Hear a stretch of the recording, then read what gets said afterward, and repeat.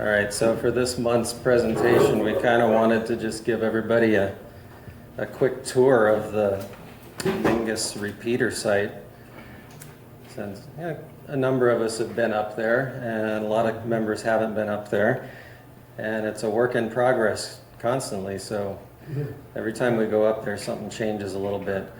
So from the back, it might be kind of hard to see those pictures, but on the left is a picture of the tower, and then an aerial picture of the whole Mingus North section up there where all the repeater sites are. And so there's a couple pictures of the tower, and I think these aren't the latest pictures. I think there's been a couple changes on there, but the one thing that everybody wants to know is where's the 2-meter repeater antenna? So there it is, the one right in the middle at the top. Where's the 220 antenna? So the 220 megahertz repeater antenna is now the one that would be on the left from center. So it was down below. There's another, I can't use a laser pointer on that screen, unfortunately, but there's that crossbar that goes down a little bit lower, kind of left to right, and the old 220 antenna is the one that's on the left there, and it's still there, just kind of as a backup. Hey, Matt? Yes, sir. I've never used the 220. What frequency is that one on? 224.08 with 08. with the minus, what is it, 1.6 megahertz offset. So yeah, I have them listed right there on the screen there. And a couple more pictures there. The picture on the left, that was, you see it looks a little weird there because somebody's on the tower. So that was one of the times that my coworker Ben was helping us out, and he was up there doing something for us. And then another angle of the antenna. See the one on the left, that the old 220 antenna is the one just below where Ben is to the left. Is that 440 to the left top? 440 would be on the right. What's On the top? of the array? 2 O's. 3 O's. At the very top, the center one is the 147220. The one on the left is a different antenna now, but it's the new 220 megahertz repeater, and then the one on the right is the 440. And other than those 3 repeaters, we also have the APRS digipeater in the shelter, and then our Aries Races friends have a WinLink digipeater up there as well, which is on a smaller antenna that's on that lower section off to the right. And so just a quick history. This is our old shelter here, equipment shelter, the old brown one. And I think that was like a Korean War era military shelter. Definitely felt that way. Yeah. And if you didn't duck your head when you walked in the door, you'd end up with a lump on your head. It was a little short. Not quite as short as the one over at Porcupine Mountain, but still. So this was kind of the beginning stages. For those who don't know the history, the club was able to purchase that whole setup that's on the trailer, which includes our new equipment shelter, the trailer and everything, for $2,000. And that turned into quite a good investment, actually. That's why our treasury report looks so good, because we were able to sell pretty much everything we didn't need other than the equipment shelter. I mean, just to put new tires on that trailer would be more than $2,000, so we ended up getting some good money out of it. And then I threw this picture in. I know this is probably the only picture I ever took that had Mike Wingate, WA6LSE, in the picture, and him and Bob are in there working. I think this was from 2015, and Mike passed away about 6 or 7 years ago, and he did a lot of work for the club, and I think he moved into the area right around, was it late 90s, I think? Dan, you probably know. You know Mike. Yeah, he's continued to work he was continued responsible for all of California's Forest Service communications, even though he lived in Camp Verde. Yeah. He cooked a deal with them. So he showed up in Camp Verde about 1992. Okay, all right, early 90s then. Yeah, he moved in right across the road from my mom's house, actually, so that's when I first met him, when the tower went up across the road from my mom's house. Now that isn't inside our building, is it? That's inside the old the old brown shelter. Okay. So it's there's a picture coming up that shows. It looks too roomy. Yeah. But yeah. Bob's on his knees. Yeah. So yeah, everybody that knew Mike, we miss him a lot. November 2021, we finally got the new shelter up there. We just wanted to get it out of Phoenix and sitting in place and ready to go. So it sat there over the winter. That's a couple of my coworkers that ended up towing it up there for us. We didn't even have to arrange delivery, which was nice. And this is what it looked like prior to it going up to Mingus. They had already stripped a bunch of the stuff off of it. There was a bunch of cellular radios on the front of it. That whole setup is called a cow, a cell on wheels. They used one of those when the big Yarnell fire happened and the whole mountaintop went up in flames and the whole Verizon tower burned down, or not the tower, but the whole shelter. And they hauled one of those things up to the top of the hill to get everything back in service. And this one ended up just kind of sitting there. I think I was told that it had been out in the field one time. This thing probably costed a couple $100,000, and it just sat there and never got used. So there's another picture of it sitting there over the winter before we were able to get stuff swapped over. Were they using it then on the trailer or no?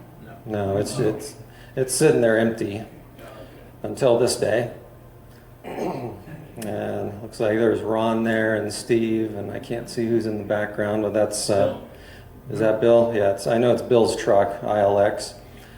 So they literally just dragged the thing out of the way to make room for the new one to be put in place. And this is what it looked like inside when we got it. Nice.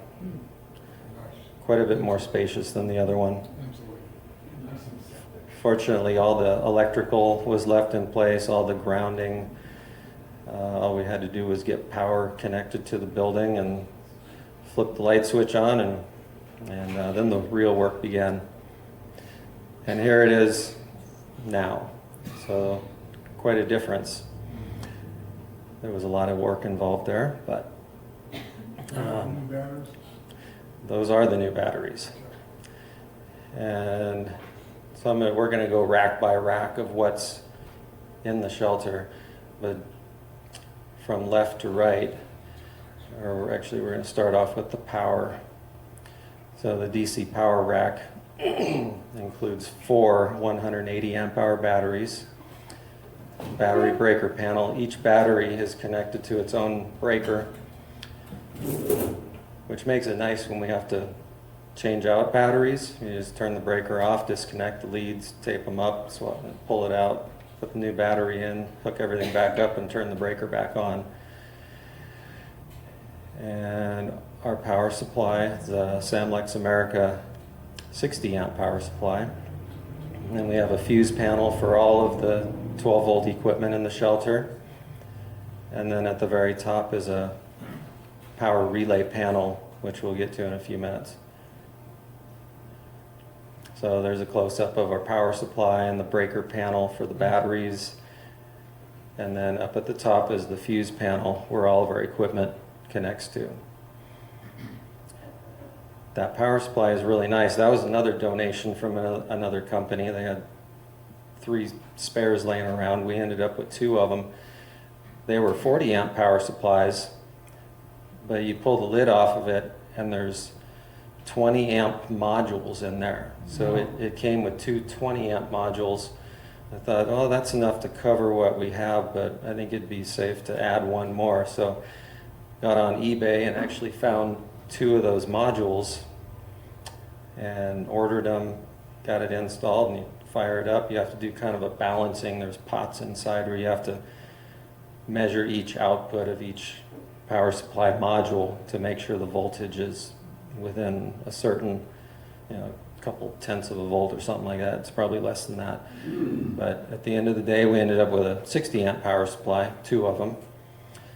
And so far it hasn't let us down. It's been a good power supply over the last couple of years. As long as the AC power is on, APS is good. So the power supply is powering all the equipment and it's keeping the batteries charged. So as soon as the power goes off, all of a sudden it's running on battery power. So it's a seamless transition. When the power goes off, somebody's talking on the repeater and the power goes off in the middle of it and you don't even know it. My guess, it'd probably run that repeater site for a couple of weeks at 180 amp hour batteries times 4, so it's a pretty decent amount of battery there. So the fuse panel that's on the bottom there, so there's enough fuse slots for 20 different items to be powered up by it. That's actually designed for a 48 volt system where there's redundant power. So you have 2 power inputs, so that's why it's kind of split in half. You got 10 fuses on the left, 10 on the right. But it works fine for 12 volts. You just don't have the little alarm indications because those will normally tell you if you have a blown fuse. But the circuit board that controls all that's designed for 48 volts. So it's just a plain old fuse holder for us pretty much. And then that section up above, so that was a system that I designed, and if I grab my smartphone I can pull up an app on my phone and it connects to the little white box on the left, which in turn controls each one of those 4 relays that are off to the right. So we can turn off power to any of the 3 repeaters at any time. So if we're having problems up there, or somebody's causing problems on the repeater and we need to give them a timeout, we just tap the button on the phone and repeater's down. The 4th one is set up as a timer, and it's powering the All-Star Echolink node and our internet equipment. So if it freezes up, if the All-Star Echolink node freezes up, we can send the command up there to power down the internet and the All-Star node, and then it'll automatically power up. It was originally set up for like 10 seconds to be powered off, but then we figured out the All-Star Echolink node kind of needs a couple minutes for it to clear everything out and then come back successfully. So, and all that's controlled over the phone. I can just get on the phone and tell it how long to shut off for, and then it'll power cycle it, shut off for, I think it's set for like 2 minutes now. And then 2 minutes later, it powers back up, and then normally everything comes back online. So that little relay box, the white one on the left, unfortunately it doesn't have an Ethernet connection. It has to connect to the internet by a Wi-Fi connection. So I had to put a little Wi-Fi access point up there as well to connect to that. And so far that connection has always been solid, so it's been a good purchase for a $30 Amazon control relay control box. Then that one all the way on the right is a solid state relay that takes input from the controller through a 70 centimeter input. So we can actually turn off the 14722 repeater by using touch tones over your microphone through the 70 centimeter repeater, and it'll open that relay and turn off the 2 meter repeater. So that's how it was before. We just left both of them in line in case for some reason we don't have internet connectivity. We can still shut that repeater off over the radio. So this is the back side of the power supply and the fuse panel. So you can see on the fuse panel on top, it has 2 sets of power coming into it, one on each end. You see the red and the gray cables on the left side and the right side. That's coming from a breaker which comes off of the power supply. And then all the smaller wires that are tied down to the screw terminals go to all the different radios and pieces of equipment in the shelter. And the 4 connections on the back of the power supply with the, I think those are 2 gauge, great big black and red cables. So 2 of them go down to the battery breaker panel, and then 2 of them go, essentially that's the output that goes up to the fuse panels there.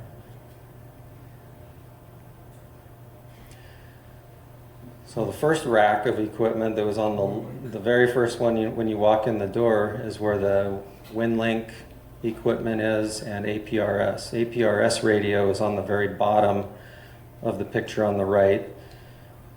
And all it is an old ICOM mobile radio that's wired into a TNC. And then the RF antenna comes in, runs through a couple filters, and then up to the radio. And then it's pretty much the same design with the WinLink radio, which I don't know much about. Maybe Don knows a little bit about what the WinLink radio is there for. I know it's some sort of digipeater they use. And then the rack-mounted computer that's right above that belongs to them as well, and that's tied into the system somehow too. And then moving to the right, this is the rack of equipment that's to the right of the power. This is the 220 megahertz repeater. So at the bottom is the duplexer cans, and then I believe that's what is that, a GE Master 2 repeater that was converted into the 2 meter band, or 220 megahertz band. And of course Rod's not here, so he'd be the one that would be able to tell us all about it. So that is pretty much it for that one. And then to the right of that one is where the our 2 meter and the 70 centimeter repeater are located, along with the Echolink All-Star node, which is in there as well. And we have some more close-ups here. So our 2 meter and 70 centimeter repeater are all Daniels equipment, which I think is probably all repurposed commercial stuff that Mike Wingate got a hold of before he passed away.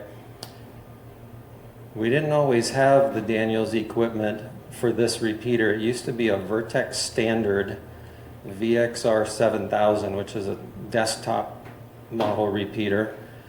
And then Doug N01D helped us get this portion of it set up, I believe, if I'm thinking right. So, and we've come across parts and pieces from Niles Radios donated some of this old Daniels equipment for us too. But a lot of public safety repeaters still use this stuff. It's very reliable. In fact, one of my company cell site locations over in Prescott, we share a building with the Prescott Fire Department, and right in there is a bunch of Daniels equipment for the fire department repeaters, along with the same exact power supply that we use too. So, and this is really all it is. There's a transmitter card, a receiver card, and a power amplifier card, and that's all it takes for that repeater to work. Whereas it plugs into a controller as well, and then there's a little system monitor card on the right, which the only thing I've ever used it for is you flip the switch and then you got a speaker on there so you can hear people talking on the repeater if it's in use. And then right above that, you see at the bottom there's a black piece of equipment, Link Communications. There's 2 of them in there. The bottom one is the controller for the 2 meter repeater. And then the one that's above all that Daniels equipment, there's another Link Communications repeater controller there that's for the 70 centimeter equipment. Half of that 70 centimeter equipment isn't even in use. I believe Mike had a project. He was going to try to link the repeater to somewhere, and he had some other 70 centimeter receivers and transmitters in there, but all we're using is a receiver, transmitter, and power amplifier for the 449, 425 repeater that's in there. So a good over half of it isn't even in use. Then at the very top, if you can read it, W7EI All-Star node, that's where all of the Echolink and All-Star connections end up. And then there's a cable in the back that ties into the controllers, and that's how the audio from over the internet through Echolink is routed into the repeater. Duplexers, you've seen these duplexers on, and the other filters as well, on the other racks. And the duplexers, all they are is a series of filters that are tuned to pass the desired frequency and reject other frequencies at the same time. It allows the repeater to use one antenna and feed line to transmit and receive simultaneously without interfering with itself, and block signals from neighboring transmitter sites to reduce and hopefully eliminate interference.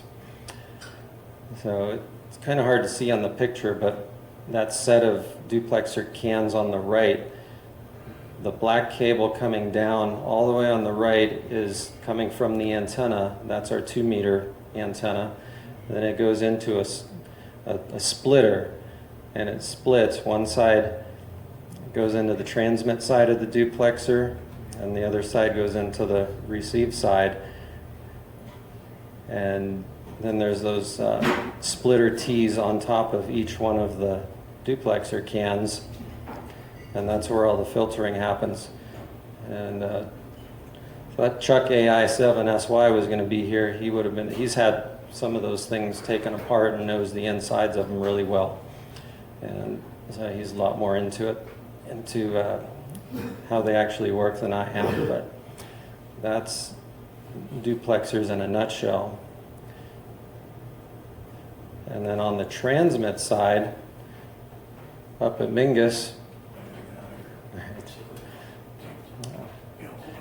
we're required to have isolators on all of the repeaters, and this goes on the transmit side in between the transmitter, power amplifier, and the duplexer. So isolators are kind of like a one-way valve for the radio signal, and it protects the power amplifier so that signals can't backfeed down the line into the amplifier.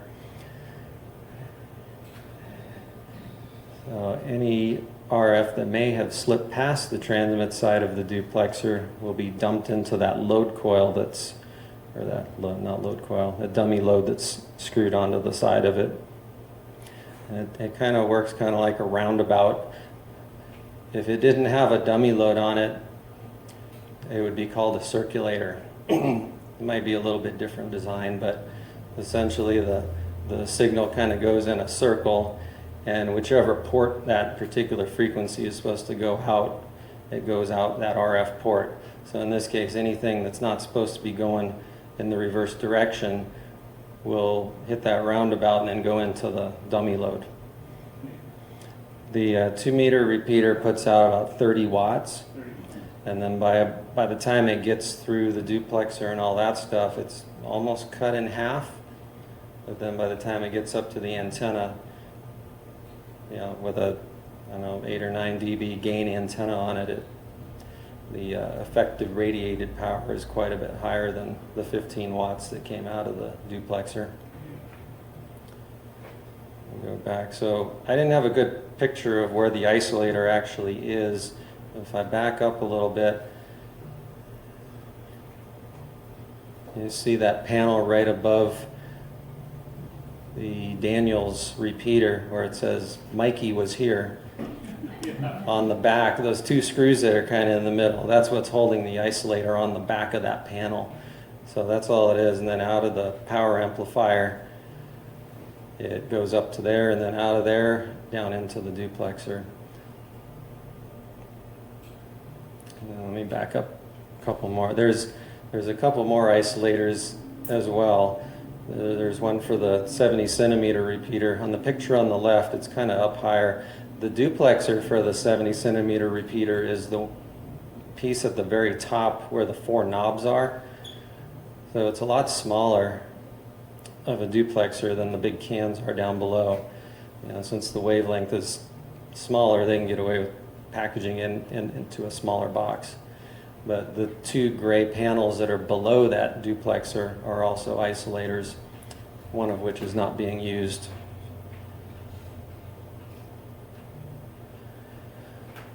Okay, so isolators.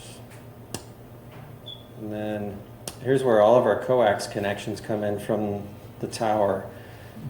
They feed in from the outside and then go into the polyphaser lightning arresters. So those things protect any kind of high voltage lightning strike, any type of voltage that's not supposed to be there, and sends it to ground. So I know Steve's probably told the story 100 times about he had one of those at his house and lightning hit his antenna, blew the antenna apart. The radio is fine, so those things tend to work for the most part. So any excessive voltage is directed to ground, and then the polyphaser ones are supposedly reusable, so they can take a lightning strike and you don't even have to replace them.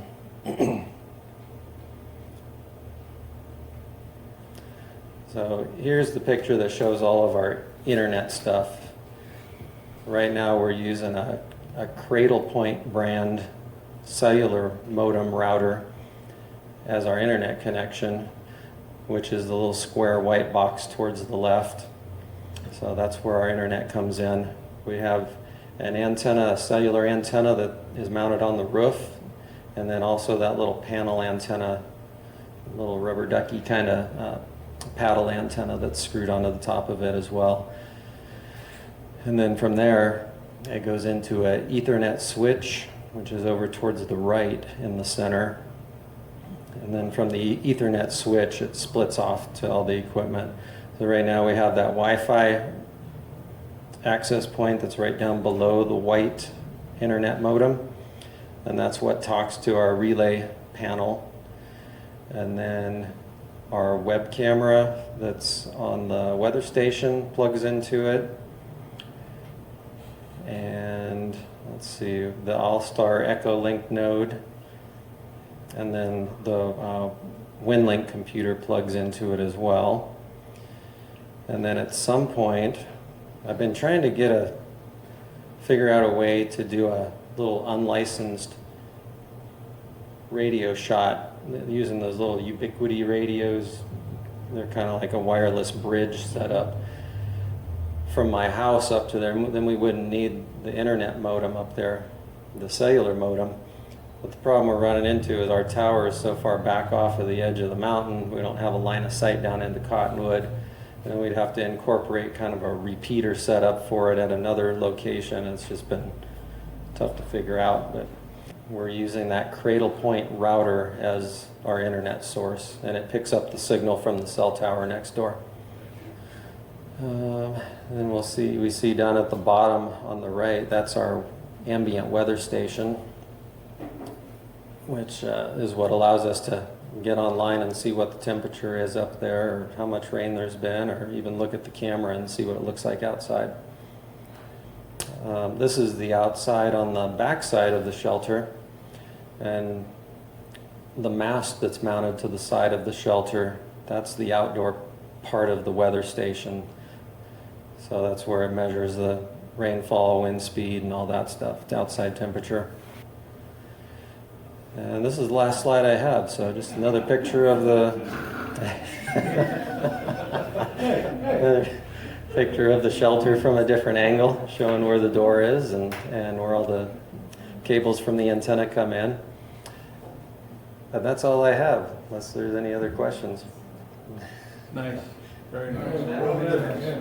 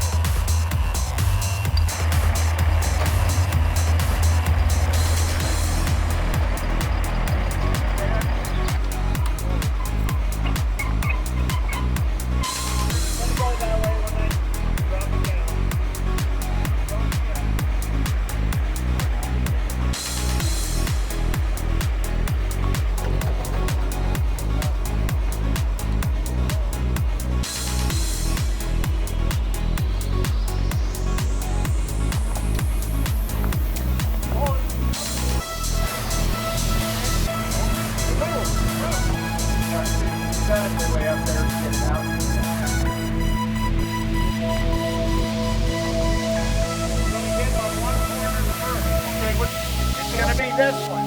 Okay. It hits there. Okay. Don't grab it. Don't grab it. Okay. Gotta come out. Come on down. Right on the money here. Come on down. There.